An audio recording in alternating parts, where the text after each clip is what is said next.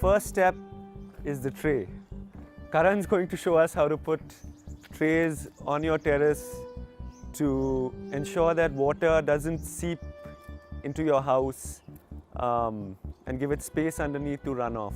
The key part of putting a tray is to see that the keys lock into their sockets to make sure the trays don't move. The dimensions of these trays are about 2 feet by 1.5 feet. And so we're going to put 6 trays here. It'll give us a little more space. This is the bamboo skirting. This is what gives the support to soil from the sides and holds the soil together. We use a thin metal wire to attach the bamboo planks to each other. Once you've tied all 4 planks to each other in the corners, this is what your box should look like. And then you place the box, the skirting on the trays to make sure that your soil doesn't come in direct contact with the terrace.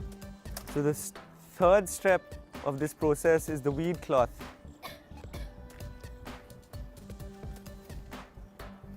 The weed cloth's role is to hold the soil mix in place and make sure it doesn't run off when you water your plants. This is a polymer which withstands water as well as sunlight.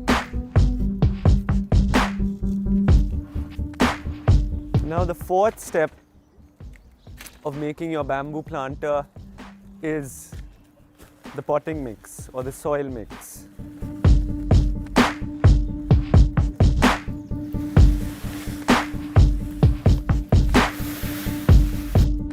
So the potting mix is a crucial part of your rooftop planter.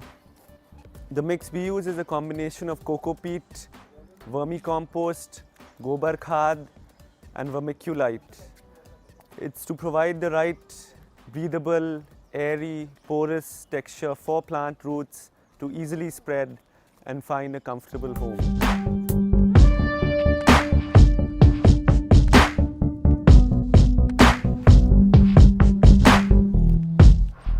So there are 2 main problems when you're growing in containers on the rooftop.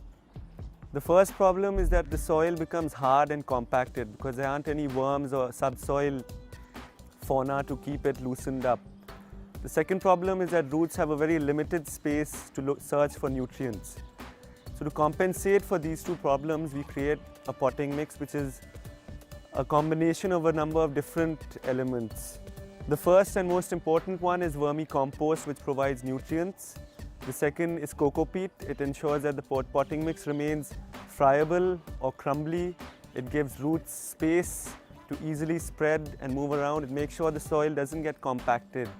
The third component is vermiculite, which is a mineral. It's a crushed rock that's then popped and creates spaces that hold moisture and nutrients for roots.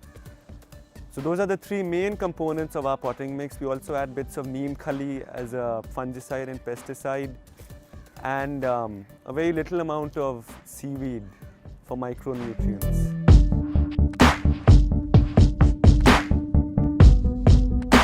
So we use this small tokaris, bamboo baskets, to grow something called microgreens and shoots.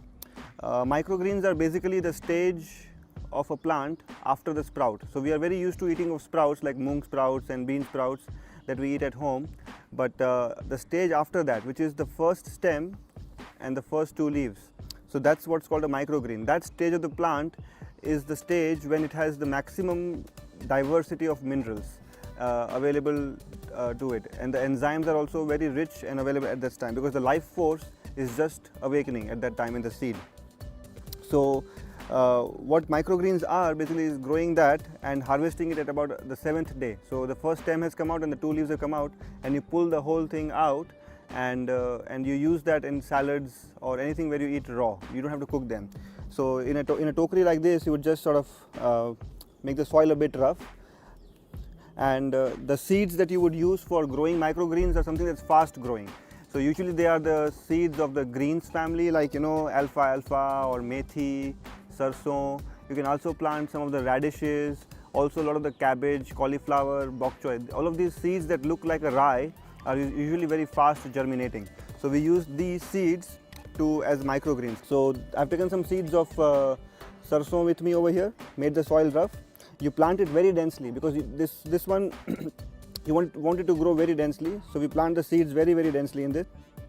And what you will see after about 7 days is the first stem and about 2 leaves. And then you just pull the whole thing out along with the root. Even the root is supposed to be eaten.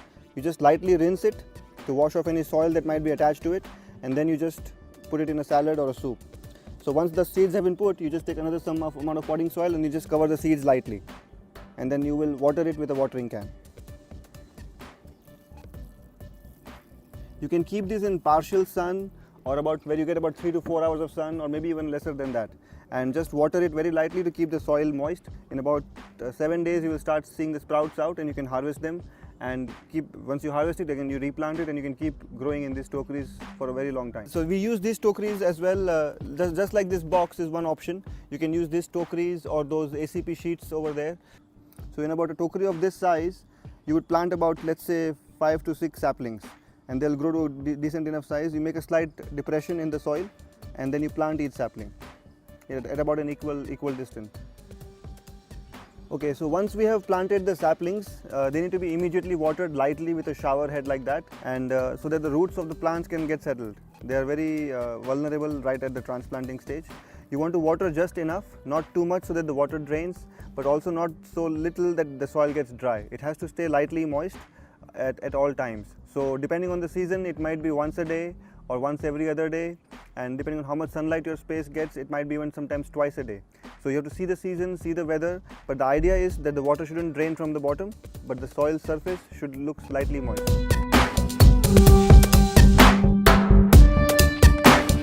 So we are here at this terrace garden in Zorbagh that we had set up about 1.5 months ago, about 2 months actually.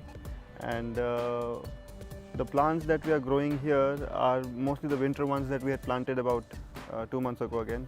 You can see French beans, celery, some herbs, thyme, sage, parsley, of course all the greens, the palak, bathua, dhania. The deeper boxes are for vegetables that need a deeper root zone. We also have some small pink radishes, cabbage, cauliflower, beetroot over here. So this is the variety of things that has been grown. Over the last 2 months, once the setup has been done, the main things that go into the maintenance of it is basically watering it appropriately, which in the winter is about once a day, maybe sometimes every other day. The next thing is basically, sort of keeping to, some sort of organic sprays. So we have some neem spray that we use that needs to be sprayed on a frequent basis, like about once a week.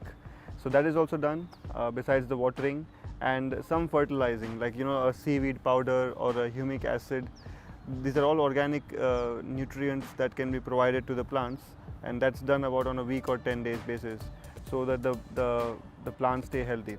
Basically what happens is when we grow in boxes or in any urban space, in a confined space, the roots of the plants are confined, so they can't go wherever they want to get the nutrients. So the main thing is to feed the plants more frequently than you normally would on a land, and just water it correctly.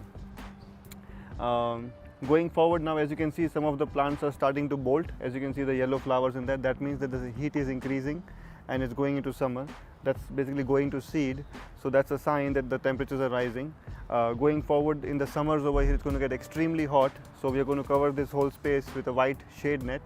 For the veggies, we typically use a 35% shade net in a white color, so that the white light diffuses it appropriately for veggies. Plus the 35% shade net blocks 35% of the light and allows the 65% to flow through, which is what the veggies need.